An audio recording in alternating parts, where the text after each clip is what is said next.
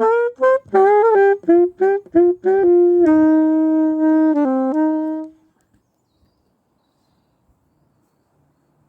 then.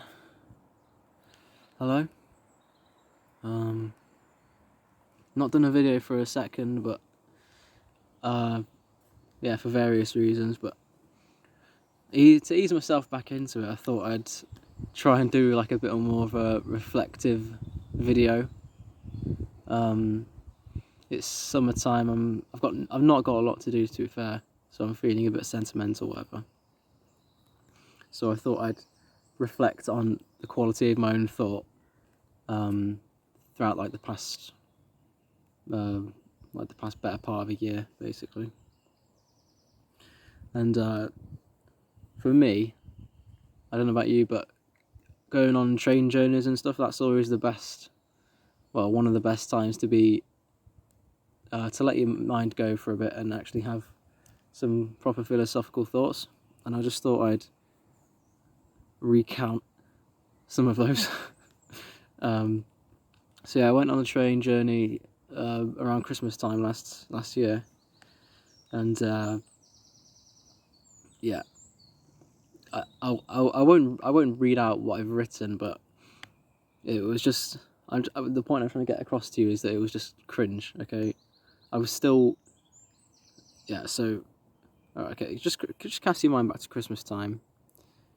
I just recorded on the train what I thought, and I thought I was getting deep and like, I thought I was being like proper based and reactionary or whatever, but I was still operating along nationalist lines. Basically, what I was thinking was like, I was looking out at the countryside and stuff, and all the villages and cities and towns and stuff, and I was thinking like, oh, you know, the future, because at the time that was the case, right? The future was very uncertain, and I just thought that, you know, doesn't this civilization just feel like a bit more precious to you, and you know, I want to protect it and all these kind of things,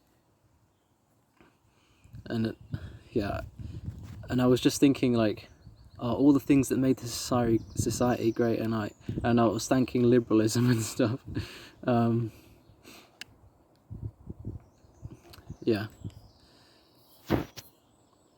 I was like, you know, I give a piece of my mind to the men that like broke their bodies to maintain and propagate this society or whatever. And I thought I was being based and stuff because, you know, because the left like don't care for the maintenance of society; they want to change it. So yeah, even though I was well on the way to being where I am today, where I'm, feels cringe to call myself based, but you know what I mean. More nuance, we'll say. But yeah, it's just when I look back on that time, about Christmas time, I was kind of, I wasn't so much trust the plan, but I was definitely like very eager to see where that went, and I wasn't very resistant to it, if that makes sense, like the whole trust the plan thing. But obviously, the worst thing that can happen did happen, and we're all kind of picking up the pieces, trying to figure out what's going on and what to do now. So yeah, that was that.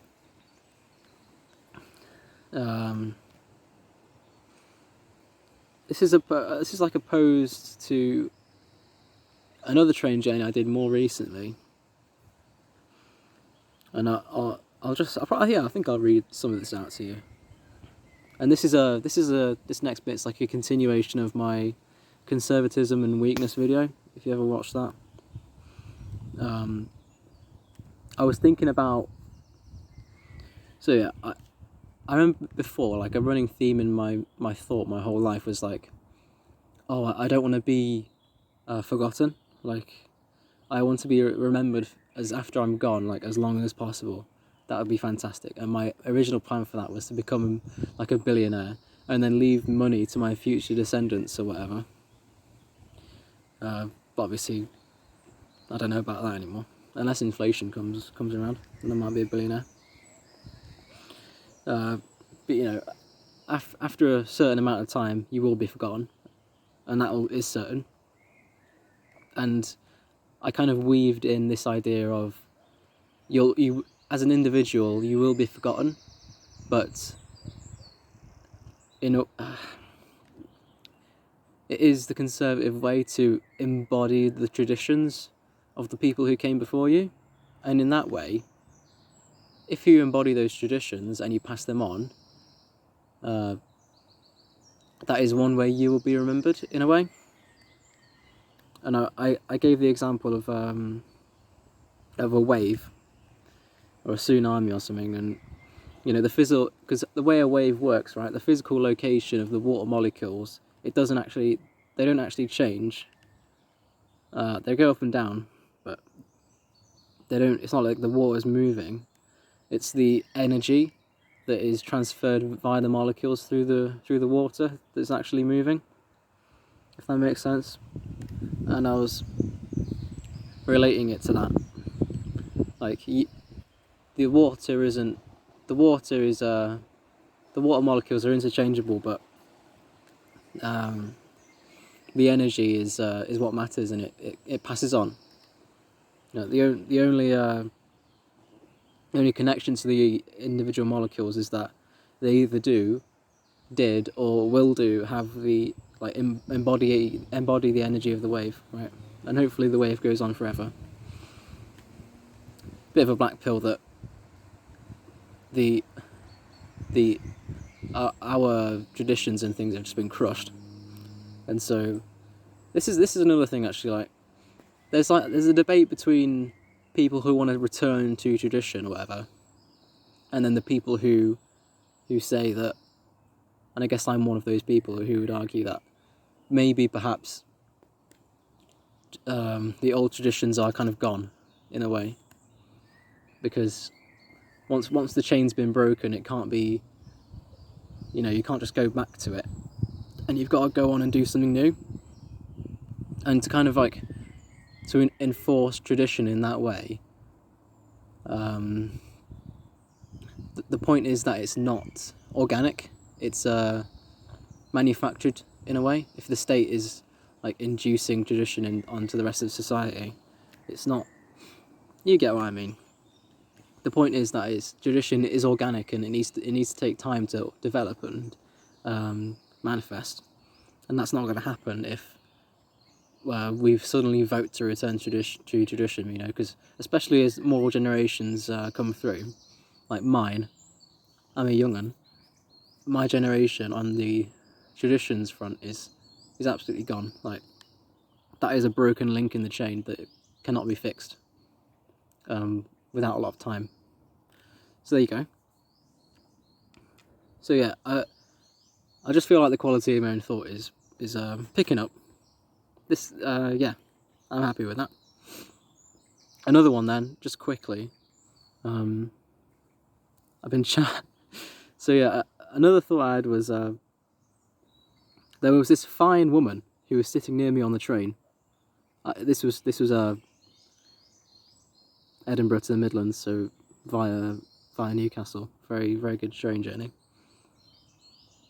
So yeah, there was this lovely woman sitting near me, wasn't next to me on the train, and I was kind of channeling my inner Daniel Plainview, and this was